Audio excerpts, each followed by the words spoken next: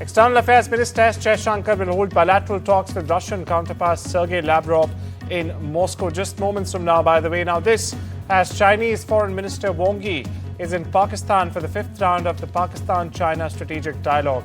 Amid the US importing a 50% tariff on India, External Affairs Minister S Jaishankar has pushed to in fact increase trade with Russia, encouraging Russian companies to engage more intensively with their Indian counterparts. Now, noting India's rapidly growing economy and initiatives like the Make in India or the Atmanirbhar initiative that have opened up new windows for foreign businesses, EM Jaishankar said that these dimensions represent the invitation for Russian companies to engage more.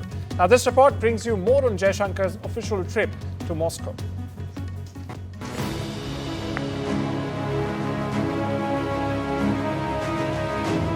External Affairs Minister S Jaishankar is in Moscow on a three-day official visit at the invitation of Russia's first Deputy Prime Minister, Denis Manturov.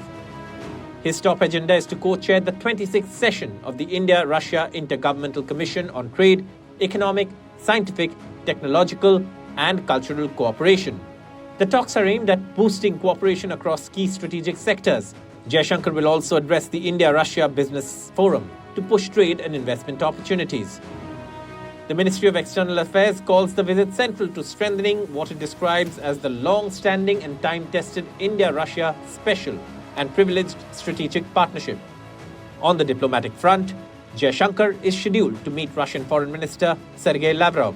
Their talks continue a series of high-level engagements, the two leaders having last met during the SCO Foreign Ministers meeting in July and at the BRICS summit soon after. The momentum has been steady. Earlier this year, Foreign Secretary Vikram Misri held consultations in Moscow with Deputy Foreign Minister Andrei Rudenko. Beyond the official meetings, Jaishankar laid a wreath at Moscow's Tomb of the Unknown Soldier, honoring Soviet soldiers of World War II. He also interacted with Russian scholars and think tank representatives, discussing bilateral ties, global geopolitics, and India's strategic perspective. The visit now sets the stage for a potential high-level engagement later this year, with Russian President Vladimir Putin expected to visit India following an invitation from Prime Minister Narendra Modi. With Ridhima Kedia, an NDTV Bureau Report. Russia expects to continue supplying oil to India despite warnings from the United States. Now, the Russian embassy officials in New Delhi have said, further adding, in fact, that Moscow hopes trilateral talks will soon take place with India and China. Russia's first Deputy Prime Minister Denis Manturov said separately that the country saw scope for supplies of liquefied natural gas to India. We continue to ship fuel, including crude oil and oil products, thermal and cooking coal as well. We see potential for the export of Russian LNG. Manturov was quoted as saying by Interfax news agency. Now, that's one of Russia's state news agencies for perspective. Now, he also added that according to the RIA news agency, that Russia was counting on expanding nuclear energy cooperation with New Delhi. This report brings you more. We shift our focus to the Middle East, where Israel has announced the start of ground operations in Gaza City, prompting the remaining civilians in the enclave to flee to the south. It has also said that the military will call up 60,000 reservists for this offensive. Now, hundreds and thousands of civilians who have in fact sheltered in Gaza City were ordered to evacuate and seek refuge in southern Gaza on Thursday morning. Now, this came as Israel officially began its ground operations in Gaza City. Now, this after, of course, the IDF confirmed media reports that the offensive had indeed begun, calling it a preliminary stage of a plan to control the entire city. Here's what the IDF is saying. כחלק מההיערכות לשלב הבא, הנחה הרמטכ"ל להוציא 60,000 צווי מילואים לתחילת ספטמבר. בנוסף לצווים אלו, נעריך עוד כ-20,000 צווים למשרתי המילואים בגדודים שמשרתים כבר היום.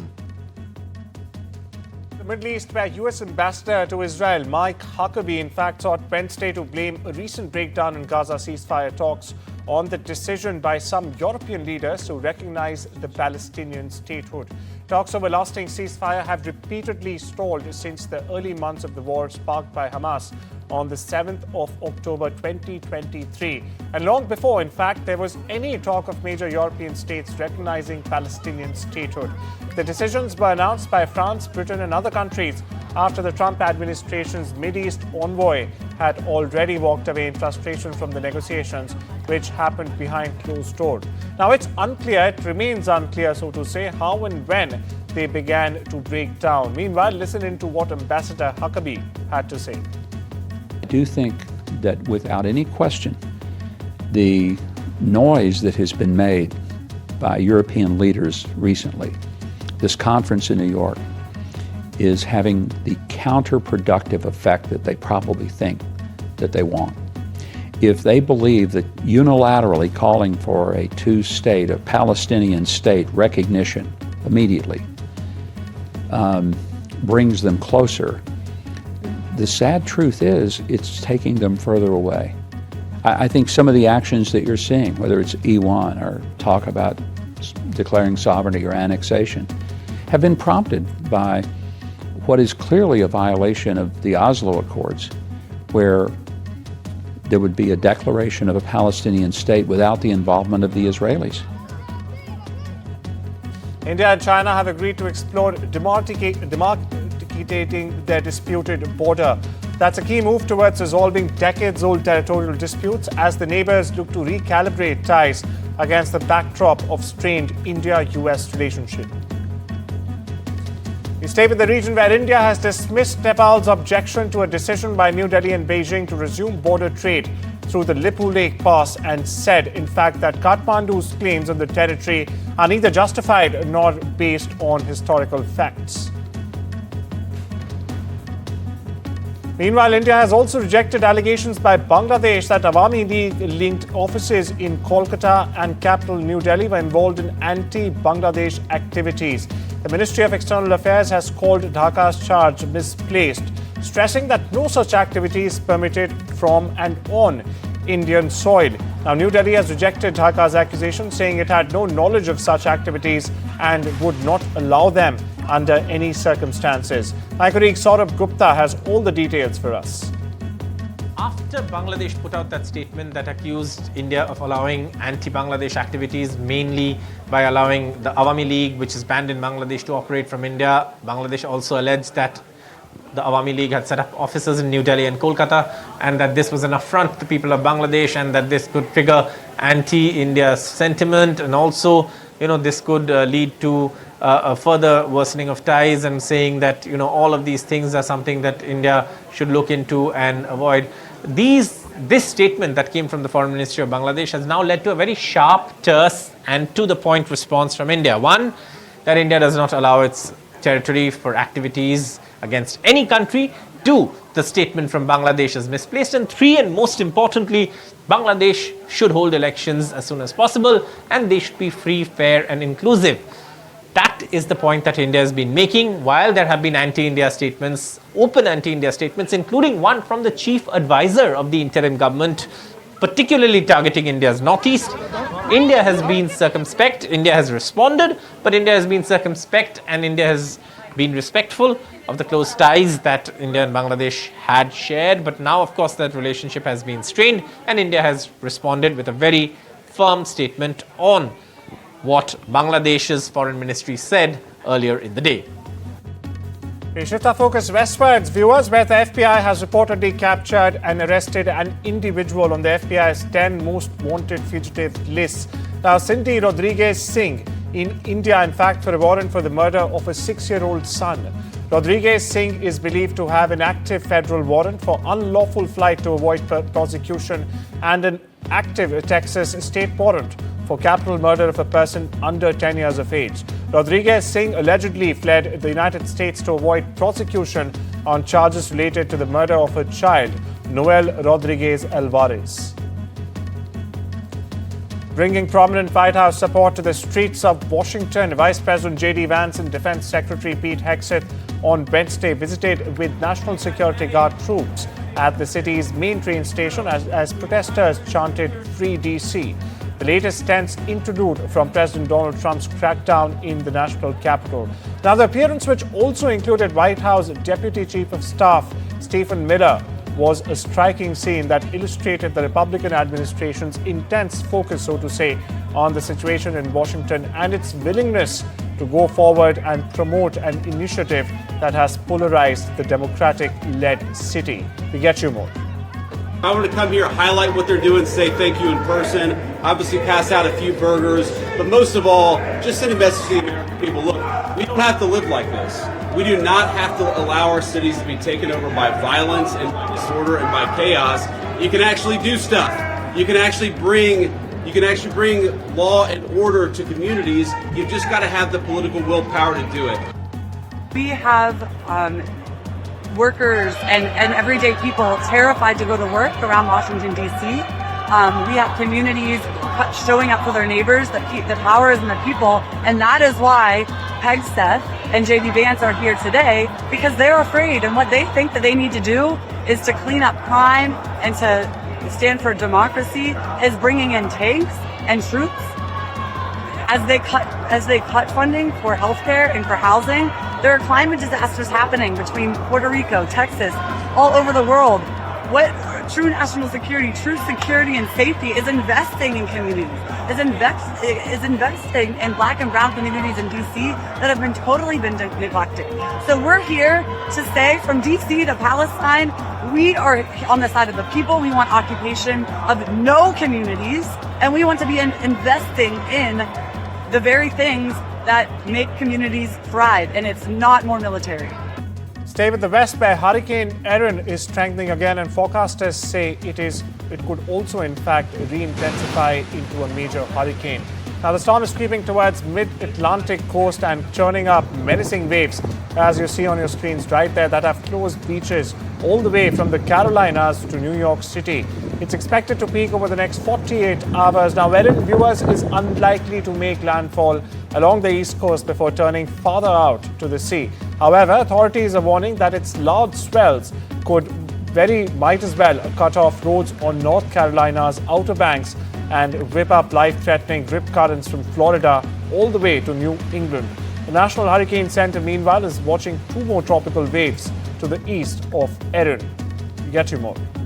I'm here in the village of Rodanthe on North Carolina's Outer Banks, where wave action from Hurricane Erin has been pummeling the coast. The islands of Hatteras and Ocracoke have been ordered evacuated, and as many as 2,200 tourists were taken off Ocracoke Island on Monday by ferry. Since 2020, about a dozen homes like the ones behind me have been taken out by various storms, and the fear is that these too will soon share their fate. Erin is a couple of hundred miles off the coast, so most locals are expecting very little damage. The big worry is that the storm might take out portions of North Carolina 12, which is a thin 2-lane highway that is the only connection between this part of the state and the mainland. The storm is expected to keep roiling offshore as it heads northeast, but some of the worst waves might not come until Thursday evening. Walmart has recalled frozen raw shrimp sold in 13 states because federal health officials say it could have potential radioactive contamination. That's right, the U.S. Food and Drug Administration of the FDCA has asked Walmart to pull 3 lots of Great Value brand frozen shrimp from stores. This after federal officials detected cesium-137. It's a radioactive isotope in shipping containers and a sample of dreaded shrimp imported from Indonesia.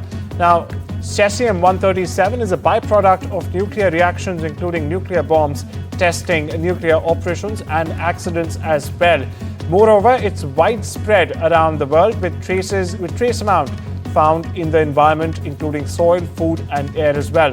Now, the level detected in the frozen breeded shrimp was far lower than FDA intervention levels. However, the agency said that avoiding potentially contaminated products could also reduce exposure to low-level radiation that could, in the future, lead to health problems.